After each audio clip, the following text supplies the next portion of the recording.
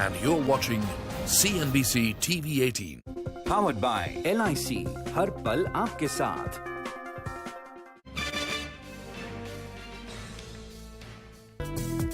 It's a weak handover that we have got from the Wall Street, and that is something that we are seeing in the Asian screen as well.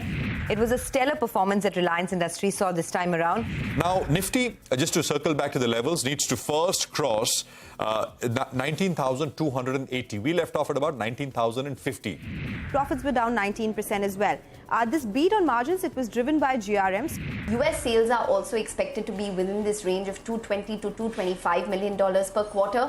That's the first tick on the index, by the way. Absolutely flat, but a little bit of a positive bias. I think some of the mid-caps clearly stood out and managed to deliver some better growth. So in terms of our current borrowing is concerned, it's about 7.4, 7.5. They have also announced, their intent to acquire Fincare Small Finance Bank. The Nifty has recovered 150 points from the day's low. Securities Appellate Tribunal has asked Punit Goenka to cooperate when it comes to SEBI's investigation. And we are ramping up, investing in our big brands. 3 people have died and more than 50 people have been injured due to a series of bomb blasts in Kerala. But if we look at the markets, what a recovery from the lows.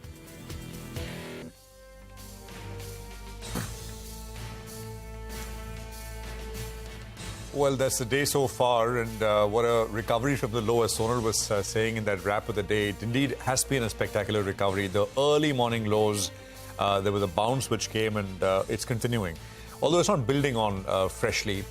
You're with us on Closing Bell, last hour coming up. We're coming to you from the CNBC-TV18 Multi-Rosefar studios. I'm Prashant. With me, my colleagues Reema and Surabhi. Guys, hi, good afternoon. Good afternoon. Hi, good afternoon. Not bad. Second day of green after the Friday. And despite global jitters, right, in the morning. Yeah, there were global jitters, but I think the global screen also has been doing pretty okay since the morning. So let's just quickly take you through the, more than anything else, the levels, because that's essentially what we are looking at now. The question when we kind of left off on Friday this morning was, will the bounce continue? And there were 2 data points, right? One was the fact that FIIs did not cover their net short positions in index futures. It was Thursday close, it was 152,000 contracts. Friday close, after the bounce, it was 150,000 contracts. They also sold in the cash market to about 1,500 crores. But will the bounce continue? A third of a percent. It's weakened a little bit, I think, as we enter the last leg here, especially on the Nifty. So a good start for the global markets. The Friday close in US was nothing to write home about, but it was not definitive. It was not, directional in that sense. The Nifty, as we were saying, needs to first get to the 38% retracement of the October fall. Not the all-time high to the October low fall, but just the October fall, which is about 7 days worth. That level is about 19,280, so some distance to go. And the Nifty Bank, the similar level on the Nifty Bank is 43,055.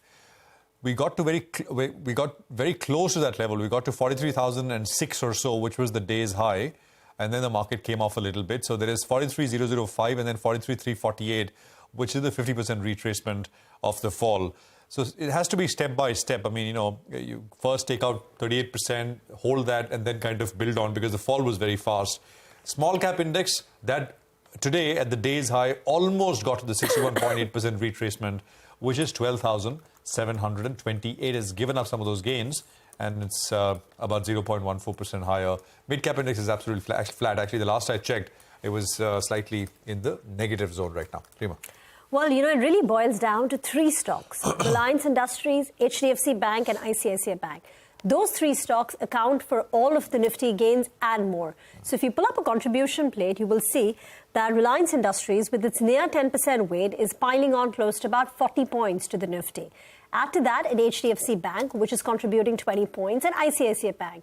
So together, between the 3 of them, we are staring at a near 70-point gain on the Nifty, which is more than what the Nifty current gain is. So it's really boiling down to these 3 stocks, which is providing the leadership. On the way down, it's autos. So the Nifty Auto Index is down 1%, but the top 4 Nifty losers today are Tata Motors, Maruti, Eicher Motors. So 3 out of the 4 top losers are auto names. So that's clearly one pocket which is weak in trade. Autos are definitely weak, no denying that. But I think banks and all the other large cap IT names are kind of making up for it for now. On the mid-cap side of the screen, this is a very interesting market because at the mid-cap index level per se, things are extremely flat, but you've got to go beyond. And today in the mid-cap market, it's all about severe and very, very sharp result reactions. I'll just give some examples. Look at what's happened to Petronet LNG. The numbers came out just a while back, and now this stock has stumbled almost 8%. I mean, from the point where the numbers came. Let's pull out an intraday chart on Petronet LNG if we can. There is a drop on year-on-year on the top line on profits as well. So maybe that's what the street is reacting to. Quarter on quarter, if you look at it, then there's a slight pressure on margins. We'll talk more about the stock as we go forward. That's one. M&M Financial, obviously, the market is not in a charitable mood at all. 11.5% down on that stock, and SBI Card is the other one. Now, these are three very dramatic result reactions, all on the way down.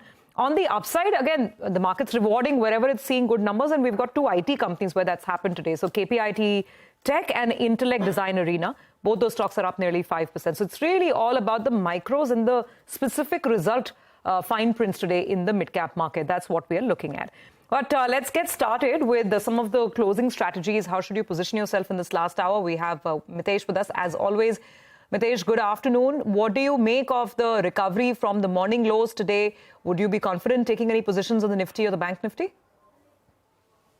Yeah, good afternoon. So, my belief is that the Nifty might find the levels of 19,200, 19,250 as the challenging area, and the Bank Nifty similarly 43,400. So I think we are slightly away from that. Maybe this bounce back will extend for a day or two, but I think around those levels we would want to go short. So till then, I think I'm trading with some stock specific buys, and right now I think Reliance is something which is signaling at least a reversal on the hourly and the 2-hourly chart. So there could be some rally over here. So recommend buying Reliance with a stop below 22.94 for targets of 23.60. And the other stock which I like is Bharti Airtel. We'll take a very tight stop at about 917 and a target of around 945.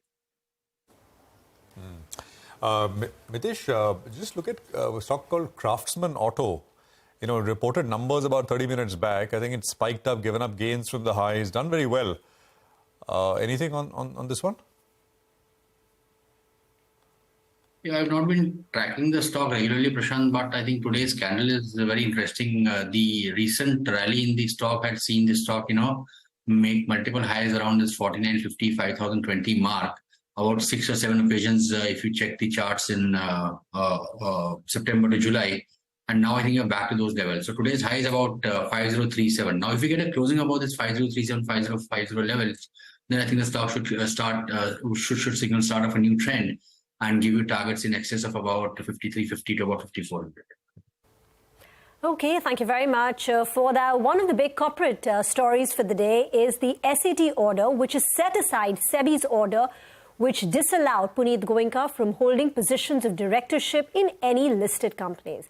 Now, this is a positive for Zee, particularly once the merger with Zee Sony goes through. To talk more about the implications of this development, we've got Karan Tarani of Elara Capital here with us on the phone line. Karan, what are the implications? You've laid out 2 scenarios in terms of what next. Can you talk about it? Yeah, hi. So I think there'll be 2 implications of this announcement that has come in. The first one would be that, SEBI gives a go-ahead in favor of Mr. Punit Goenka and does not, go to Supreme Court against this, or does not get a stay order on this order given by SAT. In that case, I think the merger will go through, basis the timelines, which is around December, and around Jan first week, you could see the merge co, getting listed. This scenario will not require any kind of approval, from the shareholder or any change in terms of CEO, because this is as per whatever was mentioned in the NCLT approval which was given in August. So this will actually lead to expedition of the merger process. That's the first scenario where everything remains unchanged. The second scenario is that, which is a high likelihood event as per our view, is that, SEBI will move to Supreme Court, to appeal against, for a stay against the SAT order. And in that case, the uncertainty of the overhang increases again, which is that, whether Mr. Punit Goenka will be there on the board or not. Now, 2 things could happen herein as well. They can ideally say that, Mr. Punit Goenka can continue to become the CEO of the merged co. However, the investigation of SEBI will actually continue because these were grounds of fraud. and he may not get a clean chit, basis that. Now, if that happens, then it's under Sony, the ball is in Sony's court, whether they want to, have Mr. Punit Goenka as CEO. We believe that they wouldn't want this kind of a scenario. They would ideally want, Mr. Punit to be as CEO only if the investigation is complete and only if he gets a clean sheet against this entire investigation. So with this scenario, I think the overhang increases, the timelines will be delayed further. If Mr. Punit Goenka changes his stance that, the merger will have to wait, until his investigation gets a clean sheet, then the merger can probably even get delayed from here on. So these are two instances that, we believe could emerge in the near term now. Karan, but, what you're saying is interesting because in between, the story has had so many twists, right? Tough to track. But from what I recall, Mr. Goenka had made that claim that the merger needs to go on with him or without him, irrespective. I think this was in one of the many hearings that took place in this matter. So you're saying that if this gets stuck at the Supreme Court level, then the merger itself could get delayed. Is that right? Yeah, so again, the potential risk is only a delay. We don't see the merger getting called off. As he had clearly mentioned that, the merger is different as compared to what his position in the company would or would not be. Now, again, the point is this is slightly complicated because this is giving him the go-ahead, or rather giving the go-ahead to Mr. Punit, to become the CEO of the company.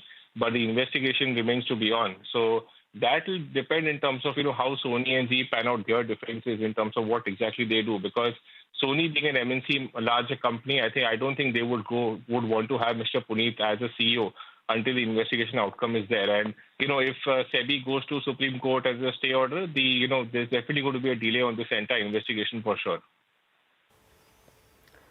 Okay, all right, Karan, we'll leave it on that note. Thanks very much for your quick analysis of the situation, the way things stand right now. The matter is at that SAT level, with SAT coming out and quashing SEBI's order against Mr. Punit Goenka. Gurmeet Chadha is with us, Managing Partner and CIO at Complete Circle Investments. Gurmeet, good afternoon. Thanks for joining in. Mr. Punit Goenka or not, Zee, it's not for the faint-hearted for sure. But what's your take on the stock? I think there is relief, but the overhang of the leadership continues. And I think that's one reason that post the merger getting approval from NCLT, the stock has been under pressure.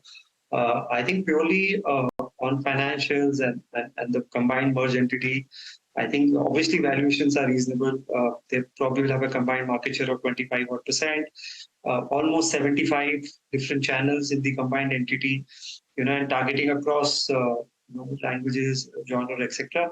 Also, I think they have the capital now to invest, and the acquisition and the ICC events will give some fillip even to the sports content, which they have been lacking. Subscription revenues have stabilized after this NTO 3 came in. I think the only concern still remains is the ad revenue and the investments they have done for content. I think that's something once probably the combined entity starts functioning, market will get more color. There's some bad experience there, especially in terms of receivables from City Cable and Dish TV, which became an issue when all these, this crisis came up post LFS. So better to wait. I think, I agree that, there are elections on the corner. In general, the valuations are reasonable, but more opportunities in the market than this one. Okay, stay on, Gurmeet. An afternoon. Petronet LNG is a stock which is on our radar. The company reported their Q2 numbers. They've also announced a pretty large capex plan of 20,000 crore rupees plus. The stock is nosedived, is down close to about 9%. Sonal joins in with the details. Sonal. Well, thank you for that. It's not the numbers, but the capex plans that the company has announced, which has disappointed the street this time around. It's a big amount, 20,685 crore rupees, which has been approved by the board, and it will be invested into projects which will be petchem in nature, including propane and ethane, which will be a handling facility at Dahej itself. Now, remember, company has been known to make capex mistakes in the past as well, be it the Tellurian deal or the other capex plans that they've done earlier. And again, such a big amount which has been decided to invest in a plant for petchem segment, which is volatile and where not a lot of players have been very successful, barring something like Reliance Industries or IOC, is something which is worrying the street. Now, for instance, GAIL also reported a loss in Q1 in the petchem segment. So it is not a segment where a lot of players are successful, and it continues to be very volatile and driven by macro factors. So that is a cause of worry, because of which the stock is down around 9%. Now remember, the company has declared a dividend as well of 7 rupees per share. It is known to have been declaring dividends at higher rates, around 70% of cash in the past. Bank and cash balances as in the first half of FY24 have been to the tune of around 7 to 8,000 crore rupees. So a large part of cash will be used in funding this capex, and that is something which is worrying the street, and that's why that big fall that we are seeing in the stock price as well. We are awaiting volume details, but it has been a sequential recovery for the company in quarter 2. Revenues up 7.5%, EBITDA up 2.8%, profits up 4.5%. So no problem with the numbers. The real problem lies in the capex, where the street is concerned about this particular segment that they've chosen, and such a big investment there, where they do have other avenues. They've spoken about LNG earlier. They've also spoken about compressed biogas. So why is this capex going into a segment which continues to be very volatile and where we have not seen a lot of success otherwise as well? Okay, Sonal got that. Thank you. Yeah, that puts it in context, that fall, massive fall on Petronet LNG, 9% down and counting.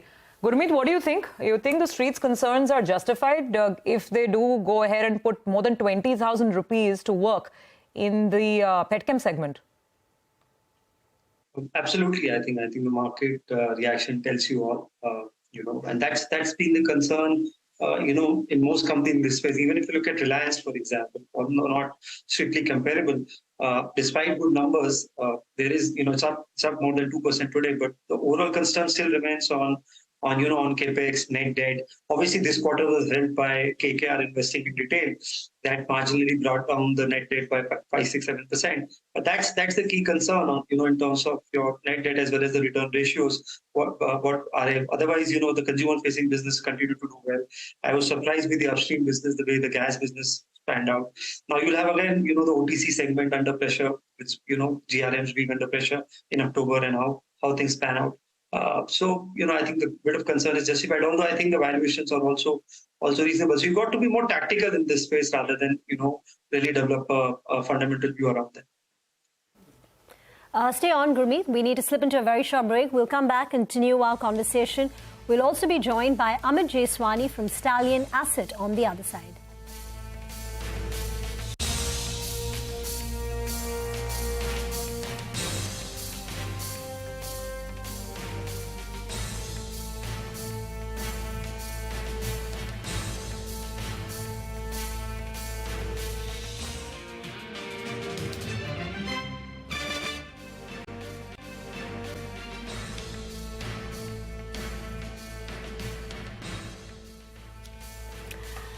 Welcome back. Still tuned in to Closing Bell. The Nifty firmly in the green, up 80 points. The sensex has surged 250 points. One of the stocks which has moved up close to about 5.5% at the day's high is KPIT Technology. Okay, before that, numbers coming in from UPL. Top line appears to be about 600 crores short of what the CNBC-TV18 poll was, but there appears to be a bit of an exceptional loss, which is why the bottom line has come in at a loss of 189 crore versus expectations of a pretty big profit. Sona will join in just moments from now to explain the UPL numbers and the financials. But I want to quickly talk about KPIT Tech because that's one of the star gainers today, 5.5% higher.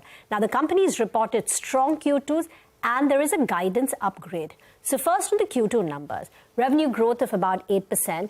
The companies managed to expand their margins by 50 basis points despite the wage hike. So typically when there is a wage hike, margins tend to compress for the company. But because their top line has been so strong, they've managed to absorb the negative impact of the wage hike and still expand their margins. The companies also upped the full year revenue guidance. So earlier they were anticipating the top line growth to at best come in at about 30%. Now they're saying it's going to be 37%. Also on the margin front, their earlier guidance was 19 to 20%. Now they're saying it will be 20%. Just bear in mind that the company in the press release has also taken note of, they're not sounding cautious, but they've taken note of the macroeconomic uncertainty, the macros per se. And one more point, the deal wins for the company have come off in the last 2 quarters. So towards the end of last year, there were these 2 mega deals. One was from Renault, the other one was from Honda. They were very large engagements, so they boosted their deal wins. But this quarter, you have seen a bit of a drop-off in the company's, deal wins. Gurmeet, KPIT Tech has been the star stock in the mid-cap ER&D space. The stock has been an outperformer. Valuations are much, much higher than what it historically trades at. Is it still attractive over the longer term, or would you wait for a lower correction or some sort of a correction if it takes place? No, I definitely think the valuations are rich. We were lucky in terms of getting the stock early a couple of years back. I think what is impressive is that in this environment, they continue to, they've raised the guidance now to 37%. It was 25 to 30% last quarter. Even the EBIT guidance is now raised to the upper end, which is 20%. They continue to do well across verticals. So not only they're adding more strategic accounts.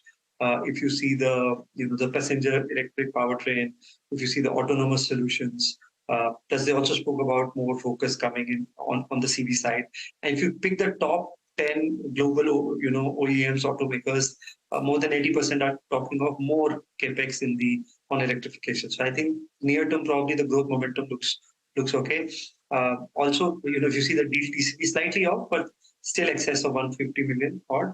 Valuations are in, so we probably add more on this, but at this price, probably a lot of the growth seems to be captured.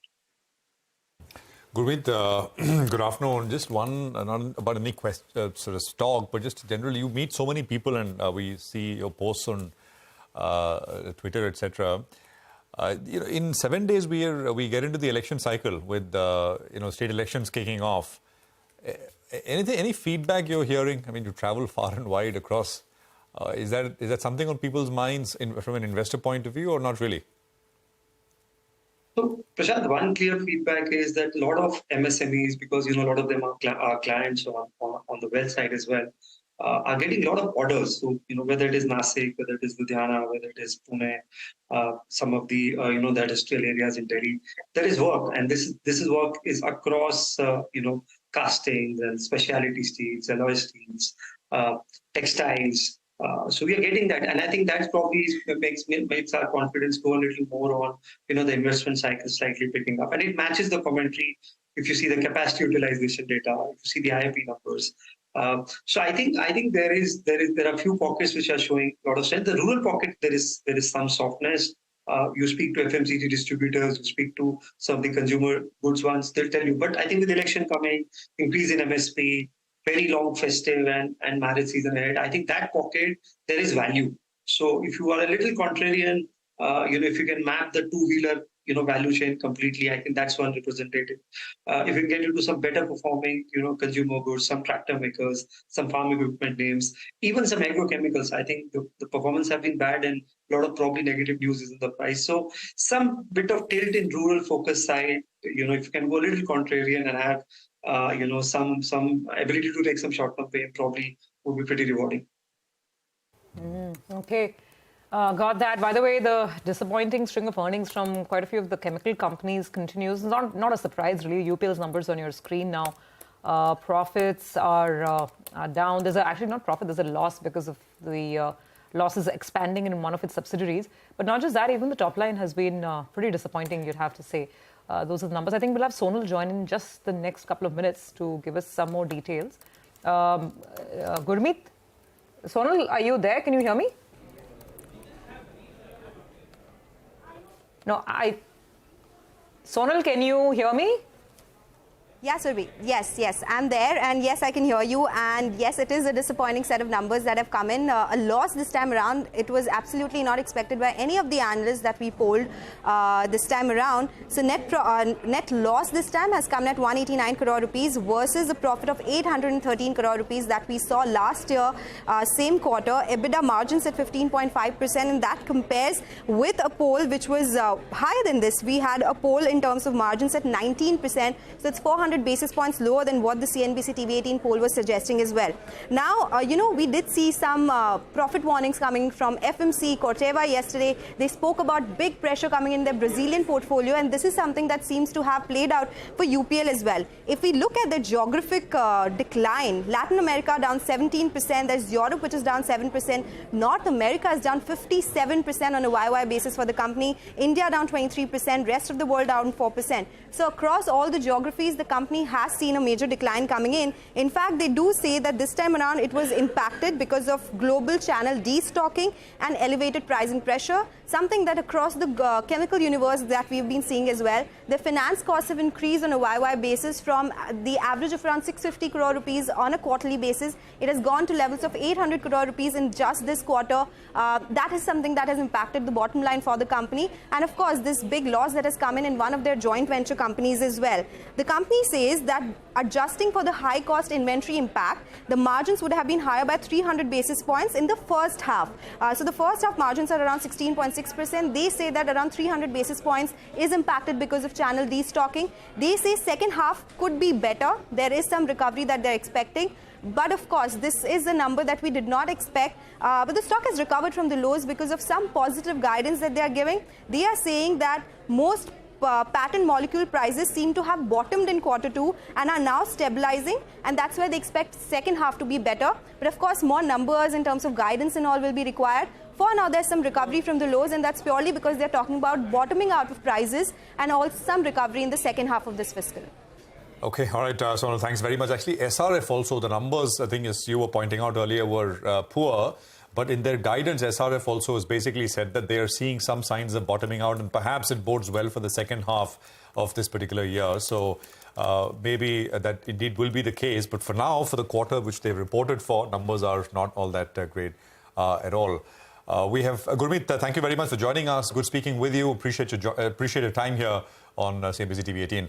Amit Jeswani is with us, founder and CIO at Stallion Asset. Amit, good to have you with us here. Thank you very much for your time. Let's just start with some numbers. I don't know if you're tracking these, which have come out. Craftsman Auto, a lot of mutual funds own it, numbers came, there was a bit of a margin miss. I don't know if you saw the numbers, if you have any thoughts on this one. These chemical companies which are reporting as we speak, Petronet reported just a while back. Anything, you own, if you own any of them or have a view, your thoughts? So, Prashant, we don't own any of these companies. Good afternoon, Prashant. Thank you so much, first of all, for having me on your show. We don't own these stocks in our portfolio. It wouldn't be right for me to comment because I don't track them so closely. But the capex cycle remains very strong. Like at least the numbers which are coming out, be it for power transmission companies, automation companies, these numbers are very, very, very strong. But I've not gone very deep in them. Anything out of your portfolio companies which you want to talk about where numbers surprised you, Amit? We're like what we've done is last one quarter we've added some capital marketplace. The last time I came on your show, I spoke about Angel One that we've added to our portfolio. Yeah. This quarter we've added MCX in our portfolio. So this is a place where we strongly believe that these are not recommendations, of course, and me, my family, everyone has, my clients have vested interest in whatever I speak. But MCX is what we've added to the portfolio. We expect this is a 10,000 crore monopoly in exchanges. Options started 2 years back in MCX. The revenues used to be 8 crores for the first quarter. MCX had done 8 to 10 crores of revenues. This quarter, we're expecting 86 crores of revenues. Options for MCX is now bigger than futures. In fact, this quarter is going to be way bigger, like 150% bigger than the futures market. So you have a massive change. The stock has made a 10-year high. It's crossed its 2013 levels. There's a massive change which is happening. And we are expecting 400-500 crores of PAT in FY25. And hopefully, and right now the market cap's around 10,000-11,000 crores. If the story plays out, we should end up making very decent sums of money. We're looking at very large changes, Prashant. That's how we try to create alphas. Did you book profits in the quarter gone by in any stock in your portfolio? This quarter, we're expecting. So this quarter has been a very weak quarter for consumer-facing companies in general. We're looking. Our numbers have not come out so well. Like if you look at like this dip, what we've been doing is. Rima, we've just been swapping stocks within our portfolio. We're going higher the quality curve, higher the growth curve, because we don't believe this is a crash of sorts. We believe this is a bull market correction. and we need to up our game, at least on the alpha creation side. So what we've done, example, even if you look at any sector, let's take an example of FMCG for that matter. ITC reported 4% revenue growth. HUL reported 3% revenue growth.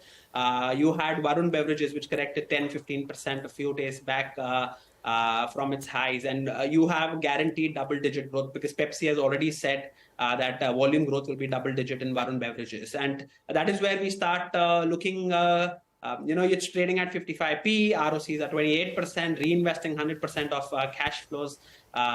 These are the kind of bets you want to keep swapping in this bear market, make your portfolio quality very, very, very high. And bear markets, these small corrections about making better portfolio choices. Like today, one of our portfolio company, which is a basmati rice company, came with fabulous numbers. It's at 10p multiple today. It's less than 10p, 5,500 crores market cap. I'm speaking about Daawat. This is not a recommendation, of course, but it came with fabulous numbers. It's now trading at 9 times FY24.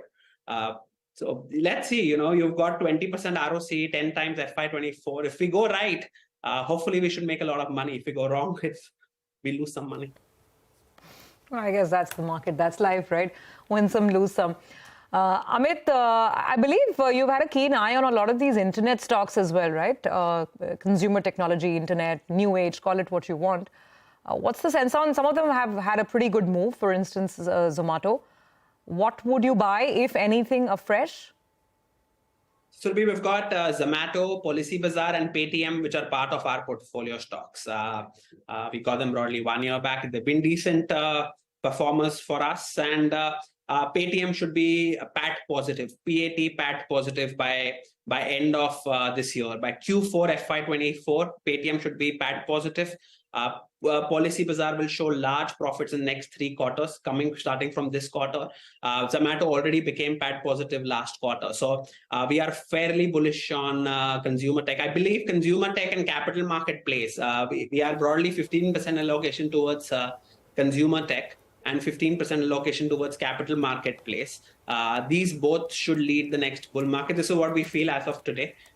Because when these companies, the 3 companies which I spoke about, with them from losses to PAT, typically this is a framework that we use in our for our alphas, and this framework is a very powerful framework. When the entire sector moves from loss to profit, typically you see very large moves, and they are very trending in nature, and that should happen in Paytm. That's what we think should happen. Of course, we have our risk management systems if we go wrong, but you will see PAT positive in all 3 companies in a very big way. So just to Amit, go back, you bought Daawat. You've owned Daawat for a while, or you bought it recently?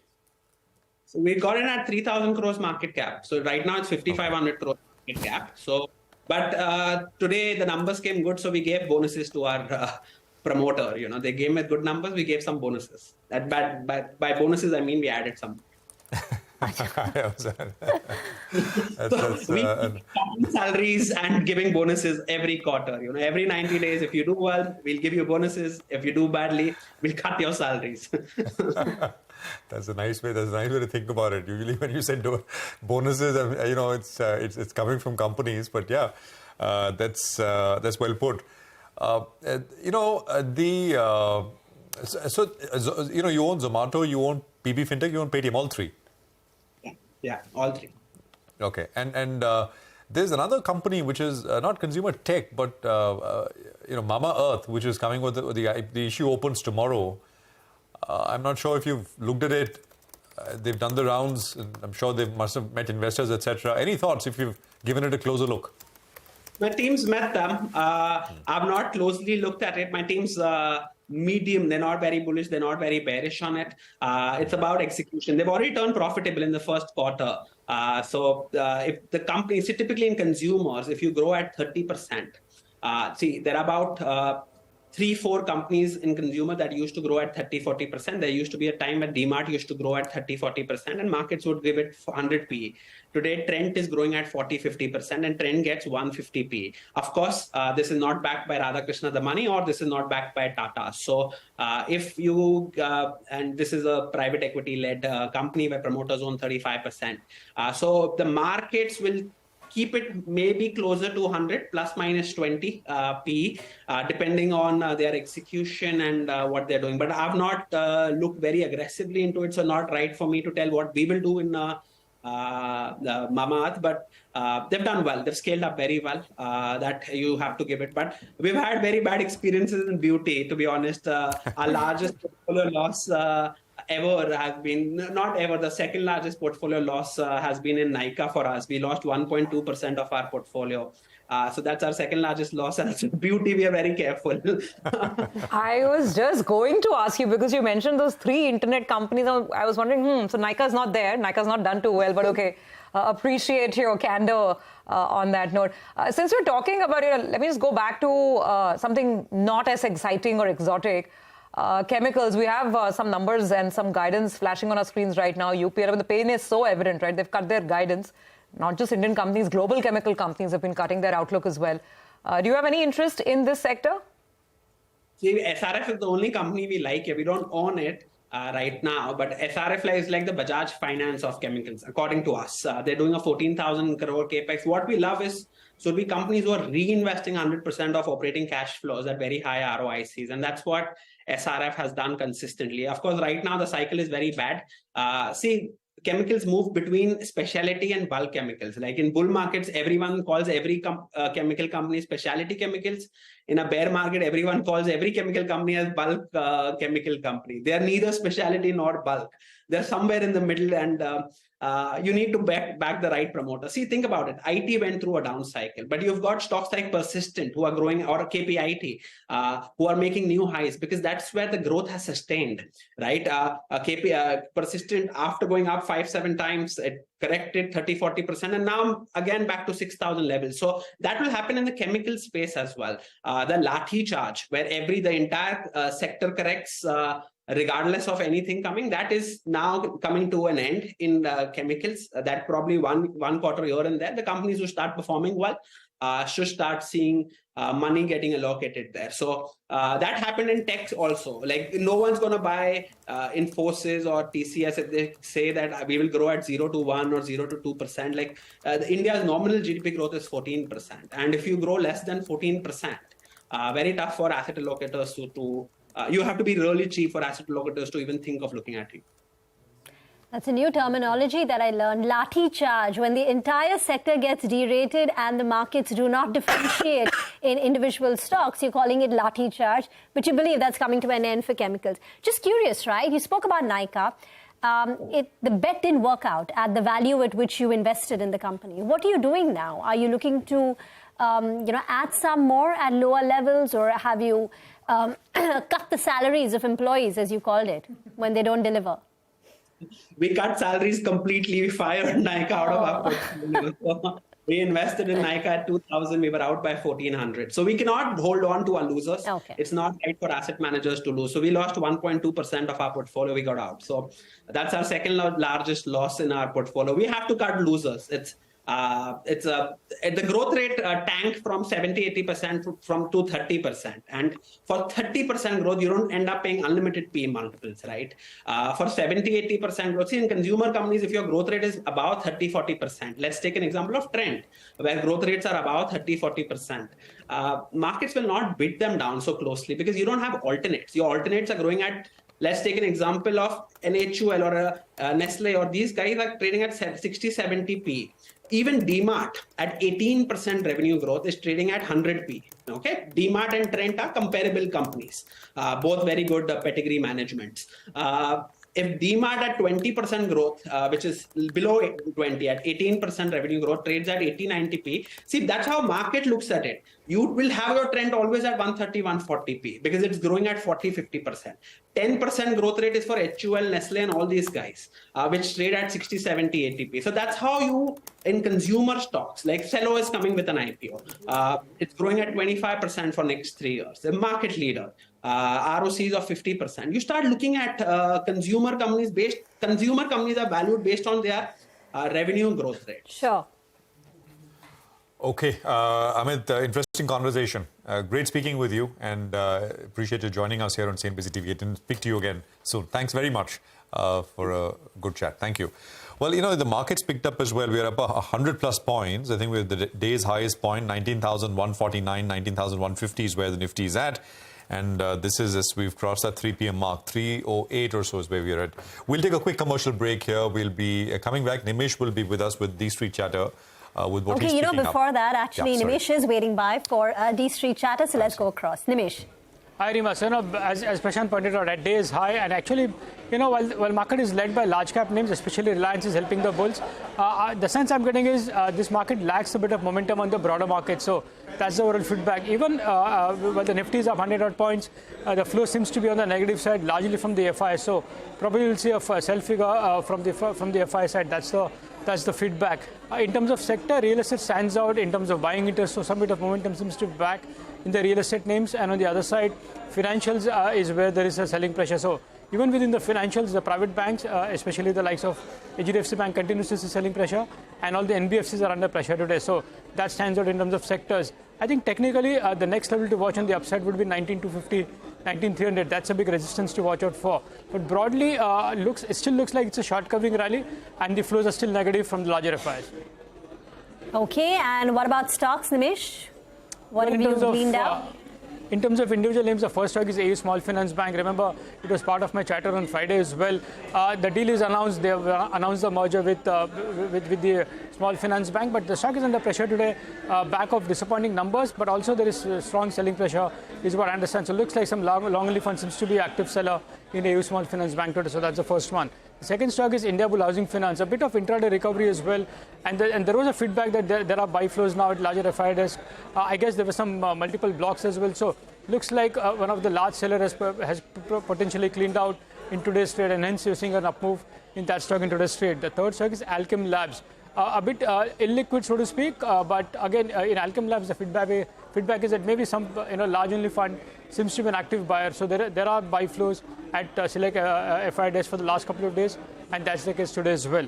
And the last is a combination of both Devyani and Varun Beverages. Both for the last few days is seeing selling pressure, and that continues today as well. So it looks like some large funds looking to exit at higher levels in both Devyani as well as in Varun Beverages. All right, Nimesh, thanks very much for that. So that's D Street Chatter and the stocks that you need to watch out for. We'll take a very quick commercial break here. We'll come back and we'll have our technical experts joining in with what to buy or sell today for a reverse trade tomorrow. Stay with us.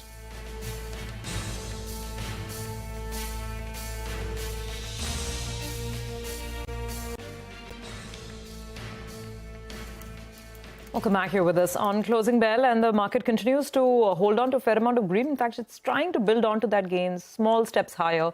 Not a bad-looking screen from the bulls' perspective. Mitesh is back with us. Mitesh, what are the final calls for the day then? Yeah. So I'll go with the BTST on ICICI Bank. Recommended stop at about 918 here and a target of 935. And Coal India, I think it's done a good consolidation. Coal India is a BTST with a stop at 310.5 for a target of 320. Okay, thank you very much for that, Mitesh. Those were some calls. Vodafone Idea has been a big mover today, and bear in mind the company's conference call for their Q2 numbers is currently underway. It was scheduled at 2:30 p.m. will go on till 3:30 p.m. So we will await what the company has to say about that impending fundraise and a potential tariff hike. Now, when it comes to the Q2 numbers, the company reported numbers on Thursday post-market hours. But you are seeing perhaps a bit of a delayed reaction. The numbers were good. The company reported an margin beat. EBITDA margins for the company expanded by 100 basis points on a quarter-on-quarter basis. 2, the subscriber loss is the lowest that we've seen in the last many quarters. So yes, there was an overall subscriber loss, but much less than what we typically see. That said, the 4G subscribers, which is their focus area, that continued to go up. So the company added 1.8 million 4G subscribers. The third thing is the ARPU for the company also expanded by 2% on a quarter-on-quarter basis, mainly due to an extra working day in Q2. And fourth, the company also confirmed that the promoter group entity will provide financial support to the tune of 2,000 crore rupees if required to meet any payment obligations.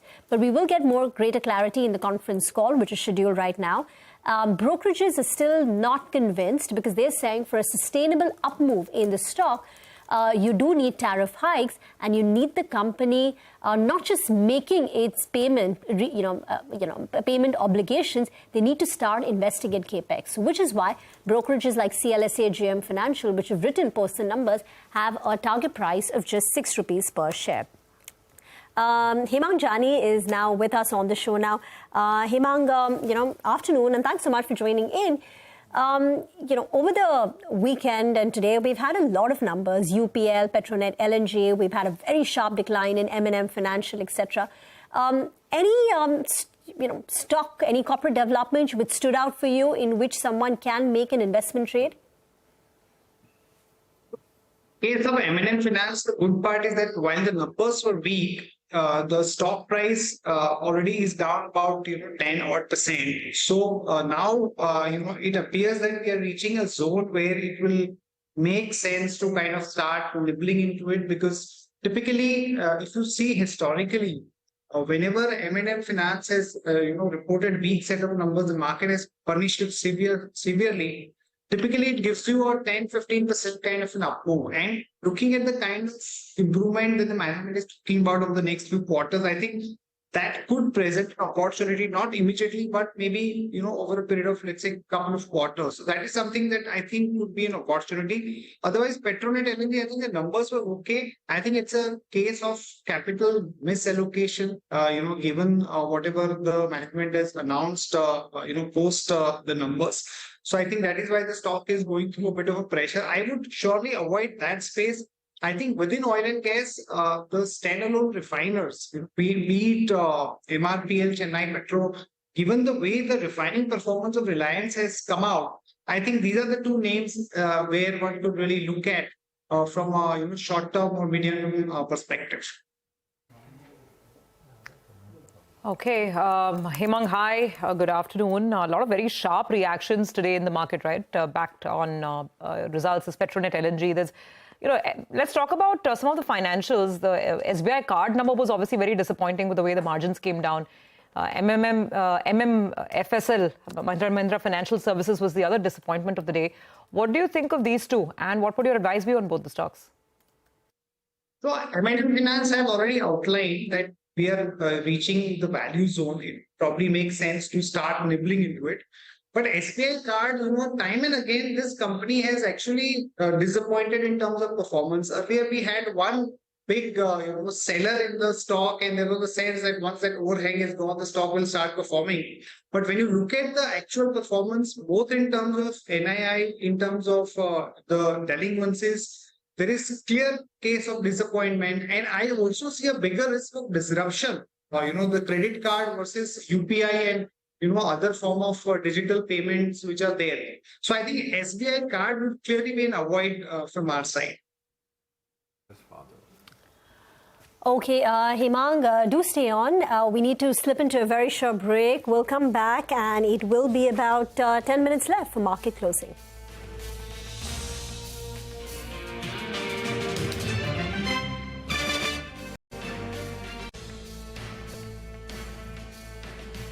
Back, we're 90 points higher. Let's just actually take a look at the Nifty Bank as well. If the surge post 3 p.m. is shown up there, the Nifty Bank is also, yes, it is back at the day's highest point. And if you go by where it is now, it'll close exactly at the the first level that we put out, which is the 38% retracement, which is 43,055. We're 10 points above that now, 43,062. So this is very, very good close. The broader market, I don't see this picked up in any great deal. The mid-cap index is, in the green, but that's about it. But nothing beyond that. And the small-cap index is also barely in the green. So today is more of a large-cap day, both on the Nifty and the Bank Nifty, so as to speak. Hemang is still with us. So numbers have been coming in thick and fast, Hemang. And we discussed a few, but I just want your thoughts on something like a Jaiprakash Associates. Our colleague Ritu reported on Friday, post-market, that there's an NCLT order which says that ICICI Bank, which is one of the lead creditors for Jaiprakash, they and the company, which is Jaiprakash, have agreed to sort out the debt at hand outside of the NCLT process. There's another hearing, I think, towards the end of November, which is scheduled. It's a matter which has now gone on for years and years.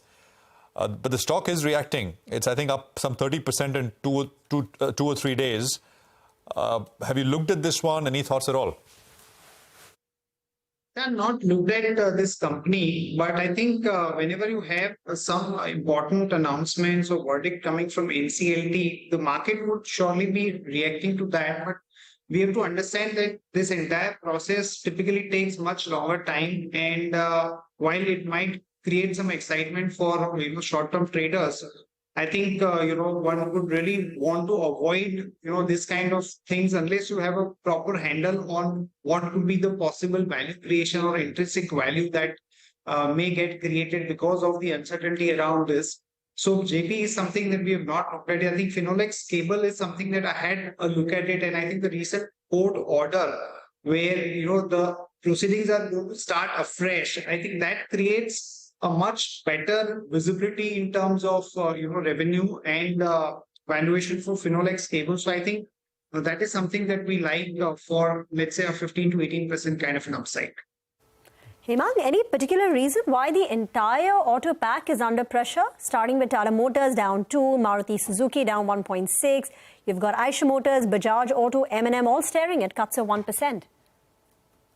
So, Rima, nothing specific. I think if you look at the numbers, market numbers will stand out both in terms of margin and growth. Maybe people feel that auto as sector has actually done pretty well over the last couple of years. And now the peak of the performance, including the festive season numbers, are in the price. And maybe there is a case of some sort of a rotation, moving away from auto to maybe something like a cement or some other sectors which have underperformed where the valuation comfort is there. But I'm not reading too much into it at this point of time. Just one name before we start wrapping up things. Look at Supreme Industries. I think numbers came, I saw numbers and numbers looked quite decent. Stock from 3 o'clock, it's completely on a tear, 4,300 at 3 p.m. And it's at almost 4,600. So almost a 300 rupee move coming in on Supreme in the last 30 minutes of trade. So that's a massive move on a very large name that is Supreme Industries. And I thought volume numbers for Supreme perhaps were a little lower as compared to what, say, Apollo Tubes or some of the others had reported. But it's a top-tier name, which is sounded very bullish on the margin front. So margins for the company were impacted. So they were at a very low base. So they've expanded on expected lines. But I think there is a bit of a margin upgrade to their guidance. So they were earlier looking at about 13.5 to 14%. Now they're looking at 14.5%. Were they with us today? We spoke to the, we spoke to the management at about 2:30. Okay, so. all right. So that then explains it. But the move coming in post 3 o'clock. So that's a very large mover coming through. By the way, markets are going to end on a pretty strong note. Hemang, good to have you with us here. Thank you very much for your time and appreciate it as always. Just to wrap things up, 100 points on the Nifty. So that is, a 0.5% higher. The Nifty Bank will end 0.75% in the green. So actually the Nifty Bank doing a little better as compared to the Nifty, and the small cap and mid cap indices barely up. So it's a large cap day. But of course, with a lot of, these Supreme type movers coming through. Anupam Rasayan is a 15% mover. There is Supreme Industries. There is Finolex Cables. Hemang was just talking about it. MRPL is up about 6-7%. These Idea, Jayaprakash Associates, big movers. Chennai Petro is a 8.5% mover. So yeah, I mean, there is, a lot which happened in the last 30, 40, 45 minutes of trade. Rima. Well, the Nifty is up a good 100 points, and from the day's low, it's recovered 200 points. On the Nifty Bank, it's a 700-point recovery on the Nifty Bank. The gainers list has been dominated by Reliance, HDFC Bank, and ICICI Bank, as these stocks gained between 1.5% to 2%. BPCL was the top Nifty gainer, 3.5% higher, as margins in the refining segment look much better than what the street was anticipating, and Cipla too, on the back of the upgrade in their guidance, looked up. On the losing side, UPL, guidance got downgraded, the stock got hit, 4.5% gone, and autos as an entire pack was on a bit of a reverse gear for them. Okay, well, mid-cap market, very, very different trades today. By the way, as we're in the last moments of trade, look at Paytm go, 4.5% up. Big move on Paytm suddenly in the last half hour or so. Big move on Patanjali Foods as well. So these are some of the interesting movers. Vodafone Idea has had a good day. 6.5% higher. Even PB Fintech, it's almost as if these stocks heard our conversation with Amit Jeswani. PB Fintech is up 5% as we speak, so a good day for many of them. The bell goes. A couple of non-lending financials have done well. CDSL, Motilal Oswal, these stocks are up about 4%. But then I have to point out some of the sharp and very negative result reactions we got as well. There's no taking away from that. So, for instance, you've got, of course, Petronet LNG as one of the key names here. More than results, it's the diversification into the petchem segment. The market seems to have plenty of questions around that. 8.5% gone there. M&M Financial, clearly probably the weakest earning of the day. 11% gone from that stock. SBI Card, no great shakes. 5% there with the margin compression coming in. So 5% lower on SBI Card. AU Small Finance Bank was the other one that was fairly weak. IDFC First Bank also on the lower side. On the upside, you've actually got some of the mid-cap IT names that have done well on the back of results. Intellect Design Arena and KPIT Tech. These were some of the good names. Macro tech developers, Lodha. Good day over here after the numbers came through. 2.5% up on this stock. But otherwise, quieter day for mid-caps today. Overall consolidation, very stock-specific. But broader markets, or rather should I say the large-cap market, did very well today with a gain of 100 points as we kickstart this week. Okay, well, with that, it's a wrap on this edition of Closing Bell. Thank you very much for being with us, but don't go anywhere. Keep it with us because our special offering Market Cafe is coming up next, where this week's guest is Sunil Singhania.